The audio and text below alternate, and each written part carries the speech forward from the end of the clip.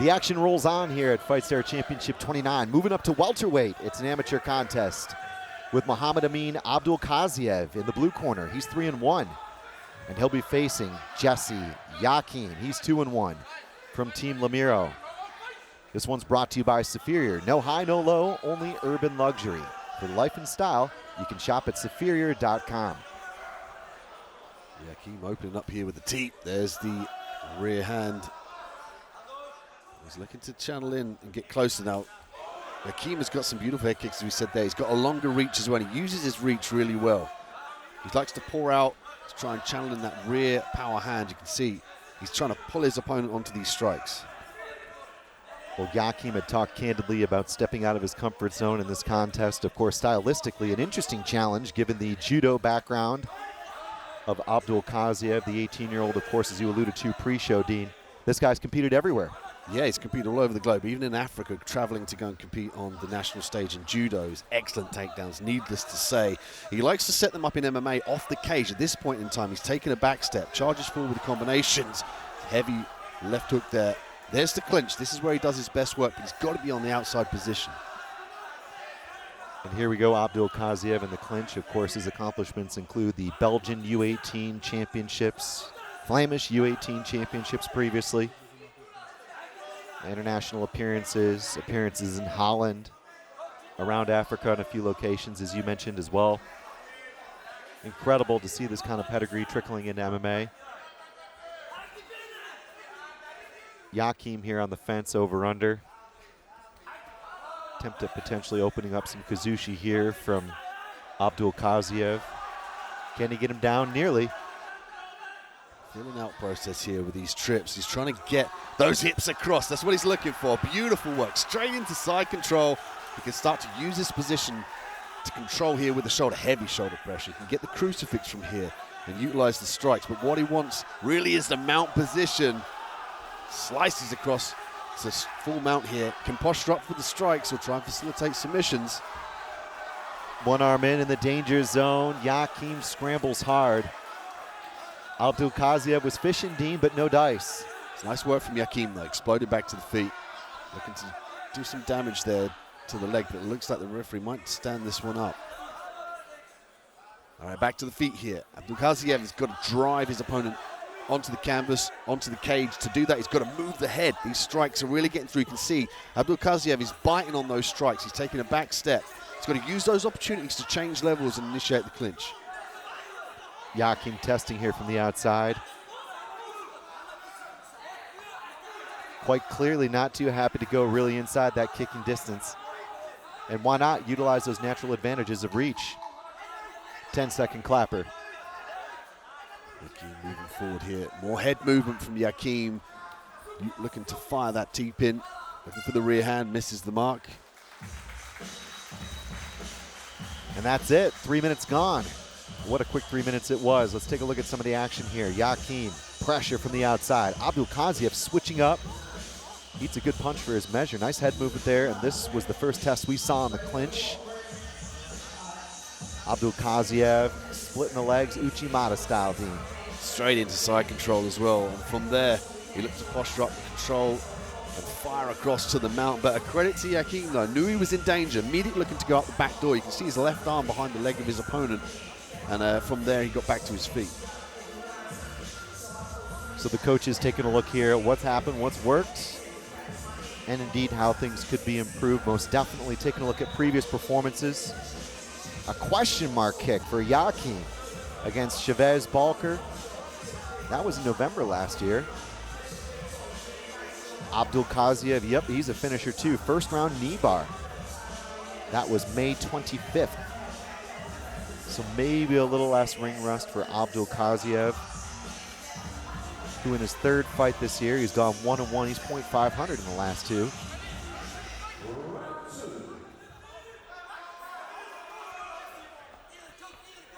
Joaquim in the red corner, Abdulkhaz in the blue. Abdulkhaz backing off. Will we see some dominance on the feet from Joaquim? He's certainly found his mark a few times in that opening frame. Abdulkhaz got to use that jab. to establish the distance and try and use power shot fakes to then draw the power shot out of his opponent and change levels. This is when he needs to start changing levels. But I like the way he's trying to command a little bit of respect. But we know on that back foot, Abdulkhaz is going to start to change levels. That's why you see in the response from Joaquim, he's maneuvering around. Even with that leg kick, he steps off that center line. He's got great lateral movement.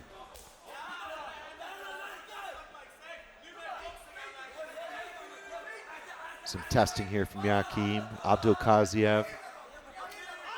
again switching up. It's a lovely little technique, isn't it? The way he kind of moves his left leg forward off the overhand left to try to punch and clutch. He's trying to close the distance largely, though. He's doing a good job of trying to sell the fact that he's trying to land some power punches, because that's going to give him the opportunity to draw the power shot out of Joaquim and change levels. Oh, he wobbles him down to the canvas. Abdulkhaz swarming on Joaquim here.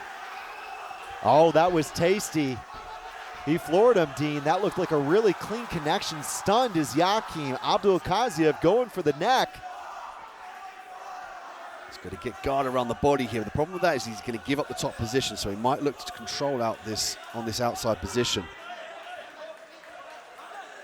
My word, did that change. It went from first to fifth gear in a moment. But now the fact is that Abdulkhaz has sold fully the fact that he can strike, he can land power, and he can wobble Joaquim. So if he wants to get a more definitive takedown, the key would be to sell the fact that he wants to fire up heavy upstairs and change levels. Up against the cage here, Joaquim can lean into the cage, he can pummel the arms as he's doing here, he can start to defend a little bit better. Well, we have to remind you that immediate impact is going to score higher than cumulative impact without striking, and that was the most significant strike in that regard of the round. Abdulkhaz again, heavy left to a right. Spinning back kick in reply from Joaquim. This is what Joaquim needs, those long shots, the deep to the bodies, the turning back kicks to keep Abdulkhaz on the back foot. Oh, he's talking to him, Dean. He's definitely talking to him. Joaquim trying to bait Abdulkhaz into a firefight, but I have to say it's Abdulkhaz's round at this juncture. Moving the head here, skips in and out of range. Last 10 seconds, big overhand left, and Joaquim misses the mark. Nice level change. You can see that. Now he's sold the fact he can start to use that level change now. Can Abdulkhaz. He's sold the fact that he wants to strike upstairs. Well, we saw some great pressure here from Joaquim. Lovely switch up to the lead leg. Abdulkhaz, of course, replying in turn. And there, that trip hammer of a left hand we saw multiple times from Abdulkhaz. 10-9 Abdulkhaz because of this? Definitely, that was beautiful swarming. And he followed a little bit too overzealous. Still commanded the top position. There's good guard retention and defensive maneuverability there off that backside position from Joaquim. He was noticeably wobbled. You can see he uses the elevator hook to get back to his feet. So thoughts on this so far? 10-9 Abdulkhaz in the second round. How about the first? I suppose if you look at the cage control from Joaquim, could potentially sway it towards him. It could be one apiece. Again, it's difficult to commentate and score at the same time, but looking at it objectively, the second round definitely it could be one apiece coming into this third. I think so too. I think taking a look at it, Joaquim had some very significant strikes in that first round too. There was a nice throw, right? But Abdulkhaz got a throw, but it was merely a changing of position. In that case, not necessarily mounting significant offense from it. So which way will it go? Up to 3 minutes to find out. Great footwork here from Joaquim, and he's making the effort to switch stances as well. He could be looking to draw that rear power kick or the rear power hand. You can see he's twitching that rear leg to test. He's using the tie hop as well. There's that rear kick. He's going to the deep to the body in that instance. There it is. He's looking to go up high. Testing to the body is Joaquim. This one potentially on a knife edge here. And it's so great to see so many 50-50 fights. I mean, we talked a lot about this, Dean. FightStar Championship is bringing so many great new talent into the center of the cage and, of course, maturing their existing talent, right? And that's not an easy act to do. The fighting internationally as well, it brings a a different tool set, a different bag of tricks from the retrospective fighters. So you often get elite wrestlers, and we're seeing here an elite judoka. So that experience is invaluable, the ability to come up against different styles to then start to mold your game as you go into the pro ranks. Matchmaker's dream, right? Definitely. I mean, it's shaping up to be an excellent fight. Abdulkhaz as well is driving forward. He's commanding that center stage with those decisive punches. As of yet, hasn't timed the takedown to shoot for the double leg. But, I mean, he's had so much success in the close-range boxing. He's kind of keeping the foot on the gas here. He's trying to draw Joaquim onto these punches. Joaquim with pressure, shot from the outside. Not quite able to complete this scramble. He ends up on top. Abdulkhaz got to be careful with that kick. It almost looked like he was trying to regard, but there was a heel to the dome. Referee says up. Joaquim again looking to establish center stage. Looking for the head kick, misses.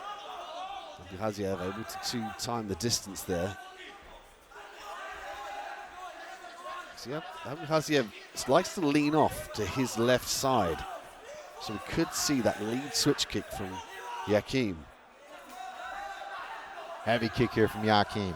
With both fighters in the perpendicular with the last 60 seconds, I feel that this one is absolutely a fight that will be defined by the performances of the third round. Joaquim on fire here, switch hitting. Lots of footwork. Abdulkhaz breathing heavily here.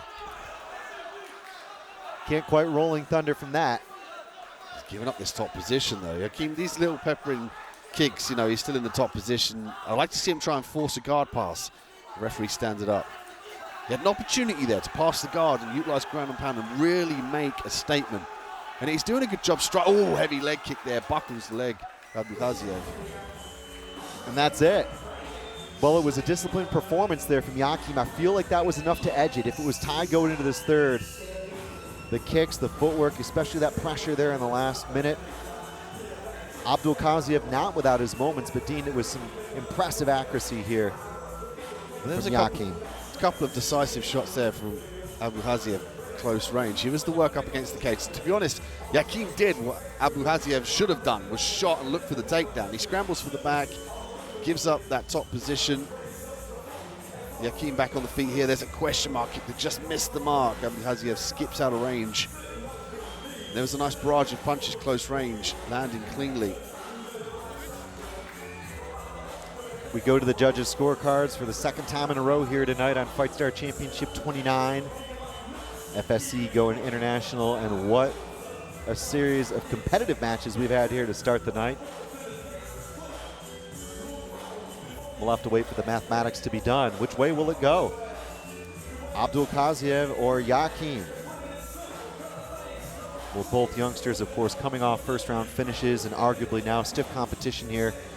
9 minutes of stiff competition later.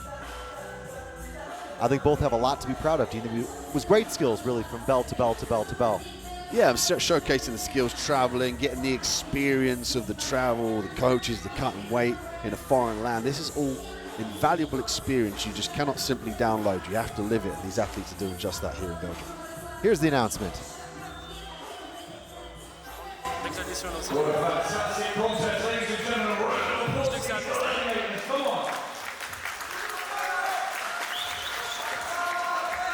And after 3 terrific rounds, we go to the judges' scorecards. Judge number 1, seat contest, 29-28, red corner. Judge number 2, seat contest, 29-28, blue corner. And then judge number 3, seat contest, 30-27, for your winner.